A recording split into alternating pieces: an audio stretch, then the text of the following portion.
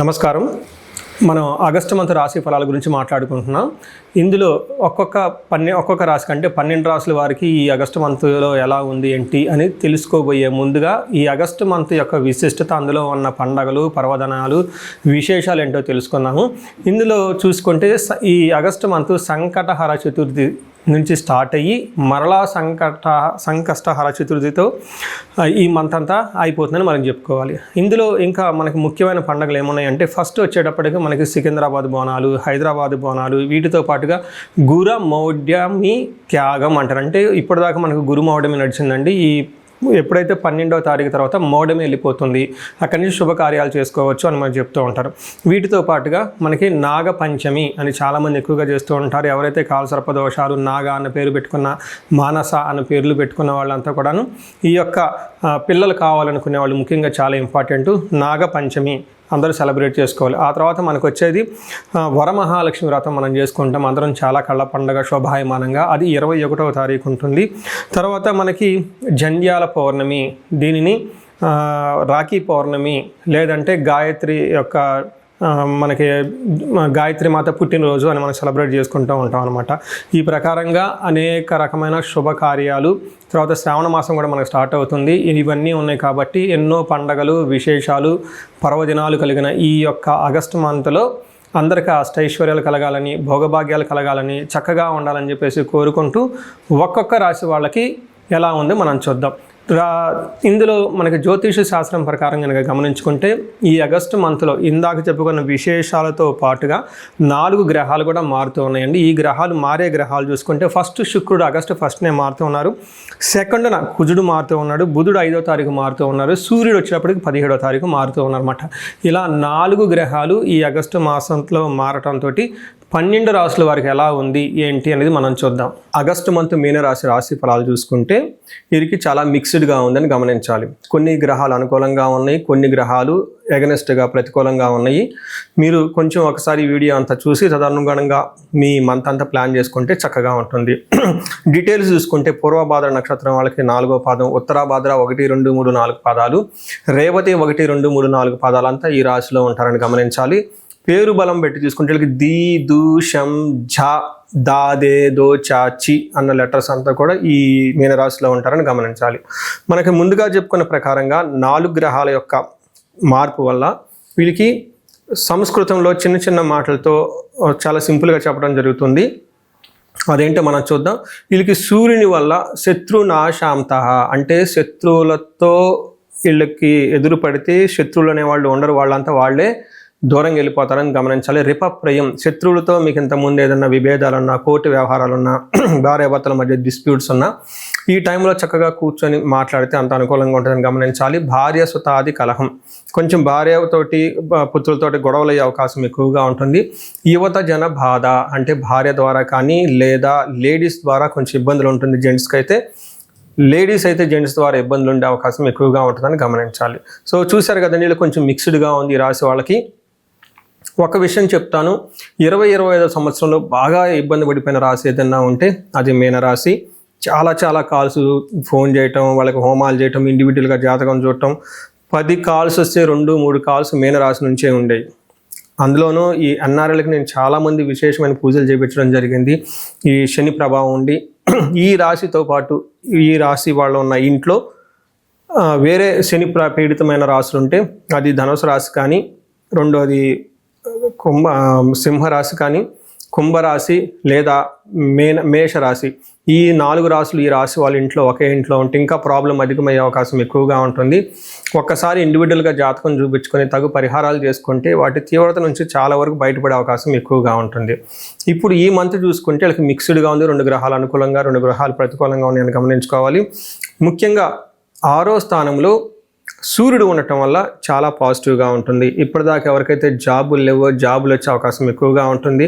Promotions గురించి ఎవరైతే wait చేస్తున్నారో ప్రమోషన్స్ వచ్చే అవకాశం ఎక్కువగా ఉంటుంది. సరైన డైరెక్షన్ ఎక్కడైనా లాక్ అయిపోయామని అనుకుంటే ఈ టైంలో చాలా కొత్త ఆపర్చునిటీస్ వచ్చే అవకాశం ఎక్కువ ఉంటుంది. రీసెంట్గా మారిన గురువు వల్ల ప్లస్ ఇప్పుడు సూర్యుడు అనుకూలంగా ఉండటం వల్ల ఒక మంచి పొజిషన్లోకి అయితే ఖచ్చితంగా వచ్చే అవకాశం ఎక్కువ ఉంటుందని గమనించాలి. సో ఇందులో కుజుడు 4వ స్థానంలో ఉండి మిక్స్డ్గా ఉంటుంది. ఒక యాంగిల్లో ధన ప్రవాహం ఉన్నా కానీ మిగతా చోట్ల కొంచెం ఇబ్బంది పెట్టే విధంగా ఉంటుంది. 4వ స్థానంలో కుజుడు ఉండటం వల్ల కొంచెం ఇంటికి సంబంధించిన వ్యవహారాల్లో, తల్లికి సంబంధించిన వ్యవహారాల్లో కొంచెం ఇబ్బందులు ఉంటాయని గమనించాలి. వీటితో పాటుగా మనకి సంస్కృతంలో ఏం చెప్తారంటే భాగ్యహాని, భయం, క్రూరం, బంధు వైరం, ధనక్షయం, రోగపీడాది సంతాపం, చతుర్దశకే స్థానకే కుజ అని మనకు ఒక సంస్కృతంలో శ్లోకం ఉంటుంది.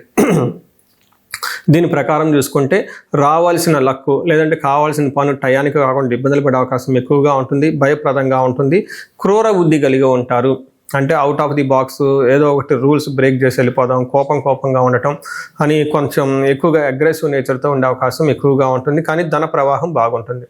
శుక్రుడు మీరు గుర్చుకుంటే అగైన్ మిక్స్డ్గా ఉంది. శుక్రుడు వల్ల కొన్ని విషయాల్లో బాగున్నా కొన్ని విషయాల్లో ఇబ్బంది పడే అవకాశం ఎక్కువగా ఉంటుంది. శుక్రుడు 7వ స్థానంలో ఉండటం వల్ల కోపస్తదహ భీతి సర్వదా క్లేశ జీవనం, స్త్రీ జాడ్యం, మేహ రోగాది, భృగో సప్తమగే ఫలం అని మనకు సంస్కృతంలో చెప్తారు. దాని మీనింగ్ ఏంటంటే కష్టంగా జీవితం ఉంటుంది. కొంచెము లైక్ షుగరు, బీపీ లాంటివి వచ్చే అవకాశం ఎక్కువగా ఉంటుంది. స్త్రీల వల్ల గొడవలు లేదంటే స్త్రీల ద్వారా మనస్సు విభేదాలు వచ్చే అవకాశం ఎక్కువగా ఉంటుంది. ఇన్ కేసు స్త్రీలు కనుక ఈ రాశి వాళ్ళు ఉంటే జెంట్స్తో భేదాభిప్రాయాలు వచ్చే అవకాశం ఎక్కువగా ఉంటుంది. వాళ్ళ ద్వారా అనుకోని విధంగా ఏదో ఒక విధంగా ట్రబుల్ ఉండే అవకాశం కూడా ఉంటుంది. శుక్రుడు వీళ్ళకి ఈ ఇబ్బందులు పెడుతూనే శుక్రుడు కొంచెం మంచి కూడా చేస్తూ ఉంటారు. శుక్రుడు వచ్చేటప్పటికి ఎవరైతే ప్రేమ వ్యవహారాల్లో ఉన్నారో, రొమాంటిక్ రిలేషన్షిప్స్లో ఉన్నారో వాళ్ళకి అనుకూలంగా ఉంటుంది. అలానే ప్లేజర్ ట్రిప్స్, వెకేషన్స్కి, షార్ట్ ట్రావెల్స్ అటు ఇటు వెళ్ళడానికి బాగా కలిసి వస్తుంది. ఓవరాల్గా చూసుకుంటే ఒక సైడ్లో చాలా బాగుంది. ఎవరైతే ప్రేమికులు ఉంటారో వాళ్ళకి పెళ్లికి సంబంధించిన ప్రపోజల్స్ ఏమైనా ఉంటే అవి చక్కగా ముందుకెళ్ళే అవకాశం ఎక్కువగా ఉంటుందని గమనించాలి. సో చూశారు కదా, ఇక మిక్స్డ్గా ఉంది. కొన్ని గ్రహాలు సపోర్ట్ ఇస్తున్నాయి, కొన్ని కొంచెం ఇబ్బందులు పెడుతున్నాయి అని తెలుసుకోవాలి. అయితే నక్షత్రం ప్రకారం మనకు అంగగోచారం అని ఒక సిస్టమ్ ఉంటుంది, మహర్షులు పెట్టారు. ఇది నక్షత్రం ప్రకారం కూడా ఎలా ఉందో మనం చూసుకోవచ్చు. అందులో భాగంగా పూర్వభాద్ర నక్షత్రం చూసుకుంటే ధనలాభం బాగుంటుంది, జయప్రదంగా ఉంటుంది ఈ మంత్ అంతా. కానీ కొన్ని విషయాలు జాగ్రత్తగా ఉండాలి. ఒకటి రోగము, హెల్త్ కాంప్లికేషన్స్ ఉంటుంది. నెక్స్ట్ బంధనము, బంధించబడినట్లు ఉంటుంది. ఇక్కడ బంధనము, బంధించబడినట్లు ఉండటం అంటే మీరు వేరే విధంగా అనుకోకూడదు. సంస్కృతంలో ఏంటంటే మీకు డైరెక్షన్ అనేది దొరకదు. ఇండియాలో ఉంటే బాగుంటుందా, యుఎస్లో ఉంటే బాగుంటుందా, జాబ్ వదిలేస్తే బాగుంటుందా, బిజినెస్ చేస్తే బాగుంటుందా, లేదంటే పెళ్లికి సరైన టైమా, ఏదో ఒక కన్ఫ్యూజన్లో ఉండి మీరు ఆగిపోయే అవకాశం ఎక్కువగా ఉంటుంది. ఈ పూర్వభాద్ర నక్షత్రం వాళ్ళకి రాజ్య లాభము, ప్రమోషన్స్ వచ్చే అవకాశం కూడా ఎక్కువగా ఉంది. అలానే ఉత్తరాభాద్ర నక్షత్రం వాళ్ళకి ధన ప్రాప్తి బాగుంటుంది, జయప్రదంగా ఉంటుంది. కానీ గొడవలు, రోగము, బంధనము, బంధించబడినట్లు ఉండే పరిస్థితి ఉంటుంది. రేవతి నక్షత్రం వాళ్ళకి కూడాను ధన ప్రాప్తి బాగుంటుంది. వీళ్ళకి కూడా హెల్త్ ప్లస్ గొడవలే అవకాశం ఎక్కువగా ఉంటుంది, బంధించబడినట్టుండే పరిస్థితి కూడా ఉంటుంది. సో చూశారు కదండి, కొన్ని చోట్ల అనుకూలంగా, కొన్ని చోట్ల చాలా ఛాలెంజింగ్గా ఉంది. బట్ ఓవరాల్గా చూసుకుంటే మీనరాశి వాళ్ళు ఏలినాటి శని ప్రభావంతో ఉన్నారు కాబట్టి రెగ్యులర్ వర్క్ని చాలా డిసిప్లిన్డ్గా చేసుకుంటూ షార్ట్ కట్స్ అన్ని అవాయిడ్ చేసి చాలా చక్కగా ప్లాన్డ్గా ఉంటే బాగుంటుంది. రెగ్యులర్గా ఎక్సర్సైజ్ చేయటం, యోగా చేయటం, మెడిటేషన్ చేయటం, సేవ చేయటం ఎక్కువగా చేసుకుంటే బాగుంటుంది. కొత్తగా ఇన్వెస్ట్మెంట్లు చేయటం కానీ, లేదంటే కొత్తగా వచ్చిన వాళ్ళని నమ్మటం కానీ, లేదంటే వాళ్ళని నమ్మి బిజినెస్ స్టార్ట్ చేయటం కానీ చేయొద్దు. నేను ప్రతిసారి చెప్తుంటాను, మీనరాశి వాళ్ళకి ఏలినాటి శని ప్రభావంతో ఉన్న వాళ్ళందరికీ. రీసెంట్గా ఒక క్లయింట్, నా ఓల్డ్ క్లయింట్ అంట, ఒక మెసేజ్ చేశారు, మీ ప్రిడిక్షన్ అంతా రాంగ్ అండి, అదండి ఇదండి అని. నేను బిజినెస్ స్టార్ట్ చేసిన, బిజినెస్లో లాస్ వచ్చేసిందండి, మిమ్మల్ని నమ్మానండి చెప్పుకుంటా వచ్చారు.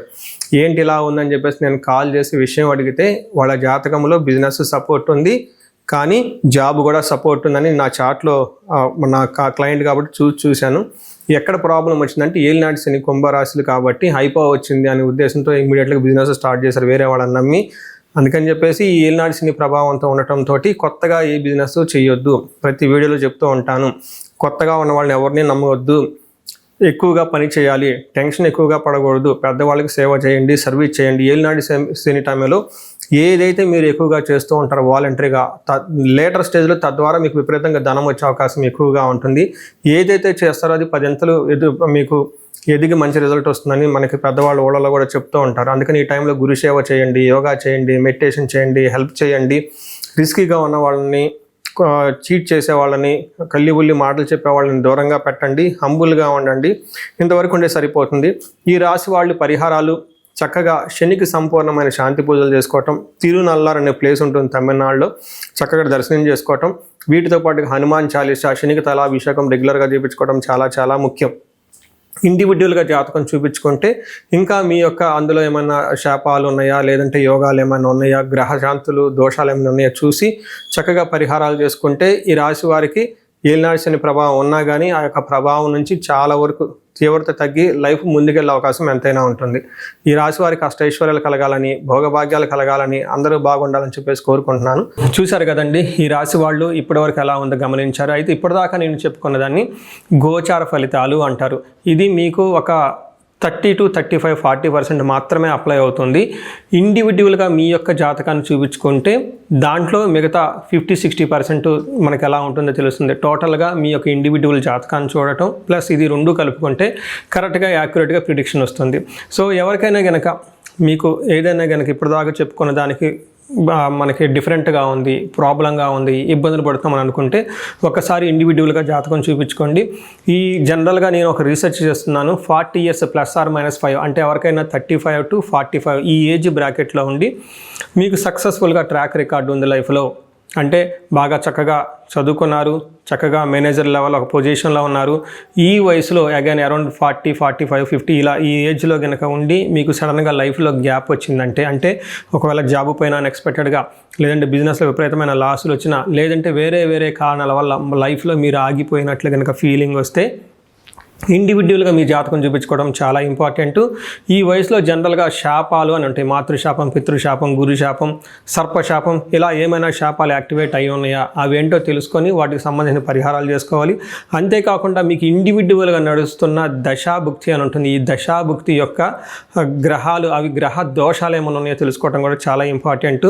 సో ఈ ఏజ్ బ్రాకెట్లో ఎవరైతే ఉన్నారో 40 +or-5 years కెరియర్లో స్లో అనుకున్న వాళ్ళు ఇండివిజువల్ జాతకం చూపించుకొని ఇలా టోటల్ హారోస్కోప్ని స్కాన్ చేయించుకొని అందులో శాపాలు ఏమైనా ఉన్నాయా, గ్రహ దోషాలు ఏమైనా ఉన్నాయా, అవి సంబంధించిన బ్లాకేజెస్ ఉంటే అవి పరిహారాలు చేసుకోవటం వల్ల తొలగించుకుంటే లైఫ్ అనేది చాలా స్మూత్గా ముందుకెళ్తుందని మీరు తెలుసుకోవాలి.